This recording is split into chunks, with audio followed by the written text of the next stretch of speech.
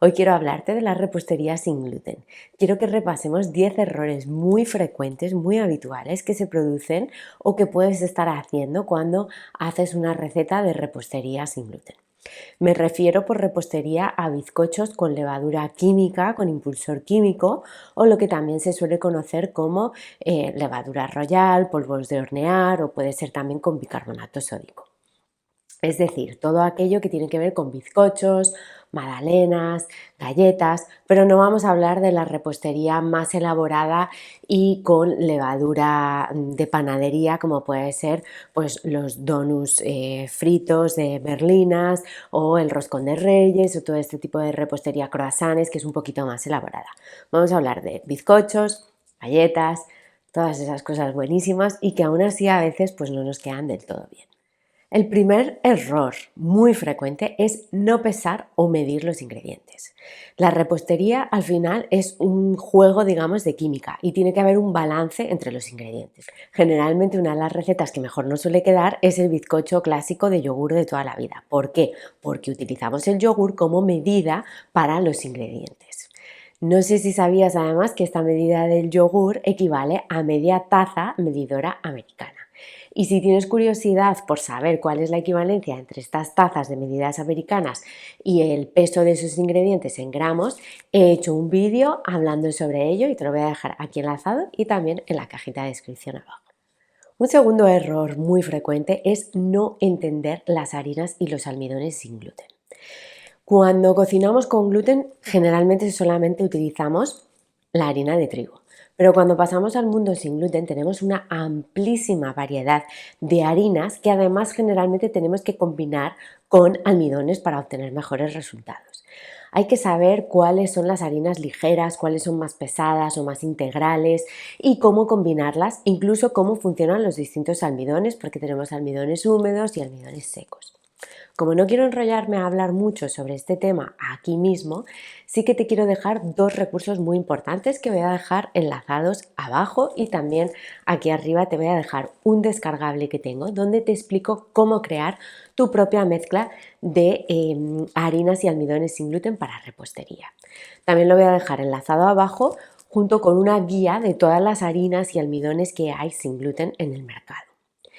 Aún así, para los que queráis simplificaros más aún la vida, tienes los mixes comerciales sin gluten como el de Char o el de Gallo o Alatria, tienes muchas marcas que suelen ser específicos o para repostería o para panes o para pizzas y es importante que utilicemos el de repostería cuando hagamos repostería. ¿Qué pasa? Que hay gente que a lo mejor no le gusta por la combinación de los ingredientes o porque tenga otro tipo de alergias, por lo que sea. Así que te dejo también la opción de hacerlo casero. A mí personalmente me gusta hacer las mezclas caseras y controlo las cantidades de harinas y de almidones. Pero también reconozco que suelo tener un paquete de mezcla o de mix comercial porque es muy cómodo y muy rápido de utilizar y suelen dar unos resultados bastante buenos. Aquí además debemos tener un cierto cuidado con las sustituciones, es decir, no solo cuando veamos que hay unos ingredientes y que nos piden harina de trigo sarraceno, pues no la podemos por lo general sustituir por cualquier otro tipo de harina, sino que cuanto más las conozcamos, buscaremos sustituciones que sean más o menos equivalentes. Y si esas sustituciones, estamos hablando de las harinas y los almidones, imaginaros si queremos hacer una receta en lugar de con mantequilla, con aceite o en lugar de con un azúcar, con otro edulcorante. Se pueden hacer, pero debemos conocer los ingredientes antes de hacer sustituciones para asegurarnos que tienen un funcionamiento similar. Vamos con el tercer error, también muy frecuente en la repostería sin gluten, y es no tener los ingredientes a temperatura ambiente. Esto es importante porque no queremos que entren en contacto ingredientes muy fríos o bien con la nevera o bien, por ejemplo, si estamos utilizando mantequilla y los huevos están muy fríos, pues puede producir que esa mantequilla se solidifique. Así que a menos que la receta indique lo contrario, todos los ingredientes los debemos sacar unos 30-45 minutos antes de empezar a utilizarlos para que tanto los huevos como si lleva mantequilla, etcétera, estén todos a temperatura ambiente. Cuarto error que nos puede estar ocurriendo y es que no estemos utilizando moldes y utensilios de calidad. No quiero decir de calidad que tengan que ser especialmente o significativamente caros, pero cuando uno quiere unos buenos resultados, lo mejor es utilizar unos buenos moldes. Si vas a utilizar un molde de silicona que sea de calidad, que no tenga ningún tipo de tóxicos, que aguante temperaturas muy altas. Si vas a utilizar un molde, por ejemplo, vas a hacer una tarta y la receta te recomienda que sea desmontable, pues que sea un buen molde desmontable en buenas condiciones para que no se pegue, para que no se estropee, en fin. Te recomiendo hacerte con un kit un poco básico de todos aquellos utensilios y herramientas que puedas necesitar, un poco básico. A mí personalmente además me gusta tener una buena batidora de vaso que me ayude, pero generalmente no es necesario. Con un buen brazo también se puede hasta montar unas claras de huevo, montar nata. Nos va a costar un poco más, pero también se puede hacer. Ya vamos por el quinto. ¿Puede ser que en tus preparaciones te falte esponjosidad? A veces simplemente se trata un poco de la técnica. Cuando queremos un bizcocho súper esponjoso, lo que vamos a empezar es por batir el huevo con el azúcar y lo vamos a batir y batir y batir hasta que prácticamente se monte y doblen su tamaño y veamos incluso que blanqueen. Esto va a meter muchísima esponjosidad y aire a nuestra masa y luego vamos a obtener por consiguiente un resultado mejor. Si lo que queremos hacer son unas galletas, por ejemplo, con una base de mantequilla, lo que vamos a hacer es batir muy bien la mantequilla con el azúcar para conseguir eliminar esos granos de azúcar y que quede una masa mucho más cremosa. Así que asegúrate siempre de leer bien las instrucciones y, si ya os digo, os falta esponjosidad, probar este truco de los huevos porque da unos resultados maravillosos. El horno. El horno nos da muchísimos problemas, incluso a veces hornos nuevos. De verdad que hay que conocer nuestro horno, trabajarlo y prueba-error. Yo lo que te recomiendo, incluso aunque el horno sea nuevo, que compres un termómetro como este.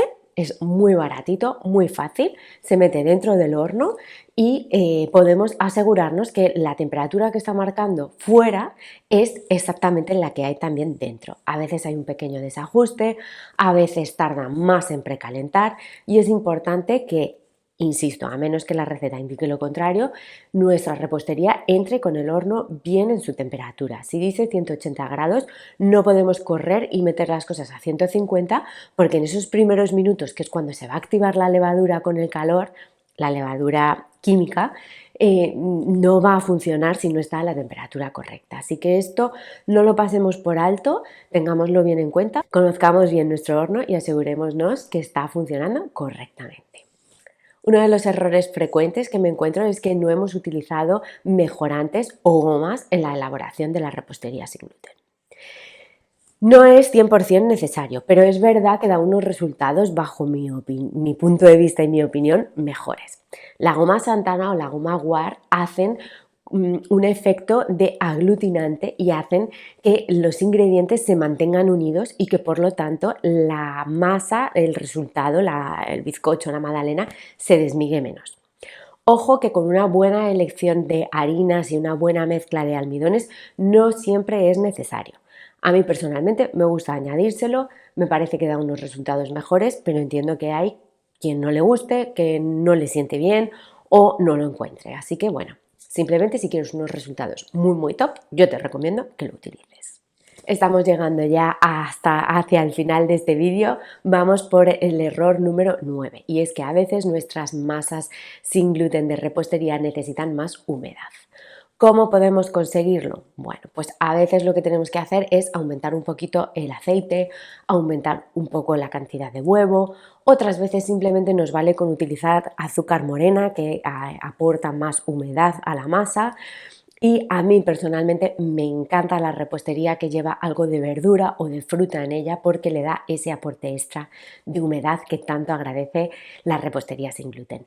Un pan de plátano, unas galletas donde también podamos utilizar pues algo de manzana o de zanahoria, una tarta de zanahoria, unas tortitas donde podamos utilizar un poco de calabaza. Todo esto son buenas opciones para añadir ese aporte extra de humedad. Y por último, quiero despedirme con un consejo y hablarte de algo que me hace muchísima ilusión. Y es que para unos buenos resultados de repostería sin gluten necesitas una buena base y una buena receta. Tienes cientos de recetas en mi web, pero acabo de crear un nuevo libro que ya está disponible, donde he preparado 15 recetas de repostería fáciles sin gluten. Fáciles porque están súper explicadas en todo detalle, fáciles porque los ingredientes y las harinas son muy fáciles de combinar. He conseguido unas buenas mezclas para que podáis omitir, si queréis, la goma xantana. No las he utilizado en ninguna de las fotos que he hecho. Yo personalmente, como os decía antes, me gusta utilizarlo, pero no va a ser necesario. En este libro hemos obtenido unas texturas buenísimas, un sabor increíble y desde galletas, cheesecake, magdalenas, muffins, bizcocho de chocolate, de limón, el clásico bizcocho de yogur, un total de 15 recetas de repostería fáciles sin gluten que ya está a tu disposición y que de verdad creo que te va a ayudar a perder el miedo a la repostería sin gluten, te va a ayudar a entender mejor cuáles son las bases para poder adaptar estas recetas a tus gustos, incluso innovar, y ya está disponible en mi web y en formato papel a través de Amazon. Así que si tienes alguna duda te voy a dejar enlazado abajo también más información sobre el libro y por supuesto si tienes alguna duda específica puedes dejármela en comentarios. Gracias por estar ahí, nos vemos la semana que viene con otro vídeo. Chao.